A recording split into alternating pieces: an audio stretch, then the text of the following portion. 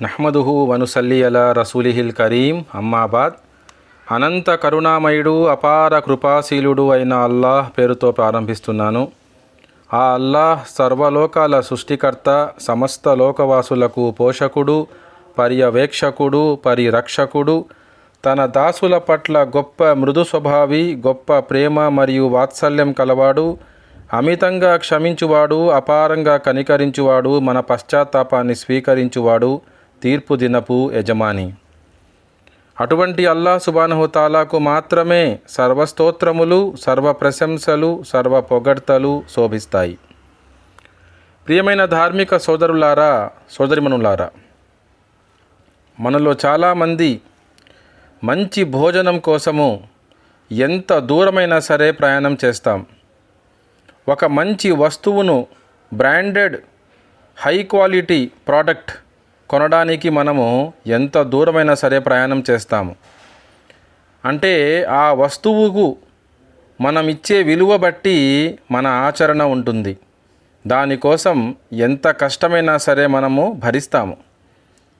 అలాగే నా ప్రియమైన ధార్మిక సోదరులారా, సోదరిమణులారా, ఈ యొక్క ఉదాహరణను కొంచెము మీరు జాగ్రత్తగా ఆలకించండి.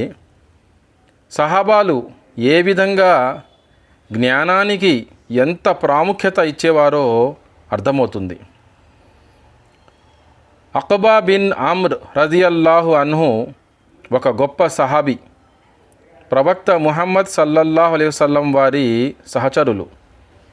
ఈయన దైవ ప్రవక్త ముహమ్మద్ సల్లల్లాహు అలైహి వసల్లం వారి నుంచి ఈ హదీసును విని జ్ఞాపకం చేసుకున్నారు.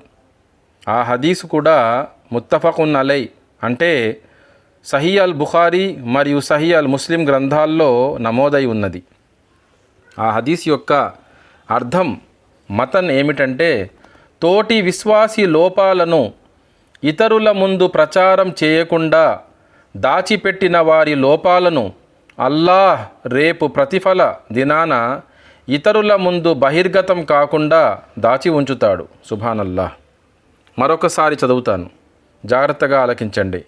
తోటి విశ్వాసి లోపాలను ఇతరుల ముందు ప్రచారం చేయకుండా దాచిపెట్టిన వారి లోపాలను అల్లాహ్ రేపు ప్రతిఫల దినాన, అంటే ప్రళయ దినాన ఇతరుల ముందు బహిర్గతం కాకుండా దాచి ఉంచుతాడు. సుబ్హానల్లాహ్. అయితే నా ప్రియమైన ధార్మిక సోదరులారా, సోదరిమణులారా, అక్బా బిన్ అమ్ర్ రజియల్లాహు అన్హు ఈజిప్టులో ఉన్నప్పుడు ఈ హదీసు ప్రజలకు వినిపించారు. ఈ విషయం కాస్త మదీనాలో ఉంటున్న దైవ ప్రవక్త సల్లల్లాహు అలైహి వసల్లం గారి మరొక గొప్ప సహచరుడు అయిన అబూ అయ్యూబ్ అన్సారీ రజియల్లాహు అన్హుకు తెలిసింది. ఆ చిన్న హదీసును నేరుగా అక్బా బిన్ అమ్ర్ రజియల్లాహు అన్హు నోటి నుంచే వినాలన్న ఉద్దేశంతో అబూ అయ్యూబ్ అన్సారీ రజియల్లాహు అన్హు మదీనా నుంచి ఈజిప్టుకు బయలుదేరారు. సుబ్హానల్లాహ్. అది ఎంత దూరమో తెలుసా? మదీనా నుంచి ఈజిప్టు సుమారుగా 919 కిలోమీటర్లు. అల్లాహు అక్బర్. సుదీర్ఘ ప్రయాణం చేసి అక్బా బిన్ అమ్ర్ రజియల్లాహు అన్హు నోటి నుంచి ఆ హదీసును విన్న తరువాత కానీ ఆయనకు మనసు కుదుటపడలేదు. అల్లాహు అక్బర్. చూడండి, అంటే ఒక హదీసు, ఒక చిన్న హదీసు గురించి, అది కూడా చాలా సులువుగా అర్థమయ్యే మతన్ ఉన్న ఒక హదీసు గురించి ఆయన 919 కిలోమీటర్లు ప్రయాణం చేసి డైరెక్ట్గా అక్బా బిన్ అమ్ర్ రజియల్లాహు అన్హు వారి నోటి నుంచి ఆ హదీసు వినాలని అంత దూరం ఆయన ప్రయాణం చేశారు అంటే ఆలోచించండి. అలా ఎందుకు జరిగింది? ఎందుకు సహాబాలు ఆ విధంగా తాపత్రయపడేవారు హదీసుల గురించి, జ్ఞానం గురించి? అంటే దానికి ఒక్కటే సమాధానం. హదీసు అనేది ఎవరో మహాత్ముడు, ఎవరో పుణ్యాత్ముడు, ఎవరో మంచి మనిషి చెప్పిన ఒక మంచి మాట, ఒక సూక్తి కాదు. అది కేవలం విని సంతృప్తి చెందటానికి. అది ప్రియ ప్రవక్త, హృదయాల విజేత, మానవ మహోపకారి, ప్రవక్తల నాయకుడు, రహ్మతల్ లిల్ ఆలమీన్, సర్వలోకాల కోసం కారుణ్యంగా పంపబడిన వాడైన ముహమ్మద్ సల్లల్లాహు అలైహి వసల్లం వారి ప్రవచనం కాబట్టి.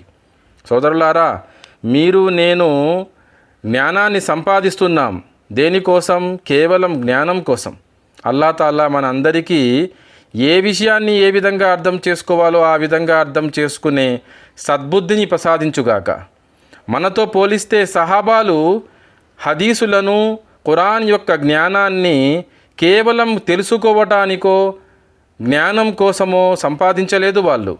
వాళ్ళు ఆచరణ చేయడానికి, ఆఖిరతును తయారు చేసుకోవడానికి, నరకం నుంచి రక్షించబడి అల్లా యొక్క ప్రసన్నత సాధిస్తూ జన్నతుల్ ఫిర్దౌస్లో చేరటానికి వాళ్ళు జ్ఞానాన్ని సంపాదించేవారు.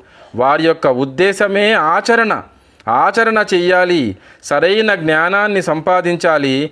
ఆ జ్ఞానానికి తగ్గట్టుగా వారి శాయశక్తుల వారు ఆచరణ చెయ్యాలని సంకల్పించుకునేవారు. అదేవిధంగా గట్టి ప్రయత్నం చేసేవారు.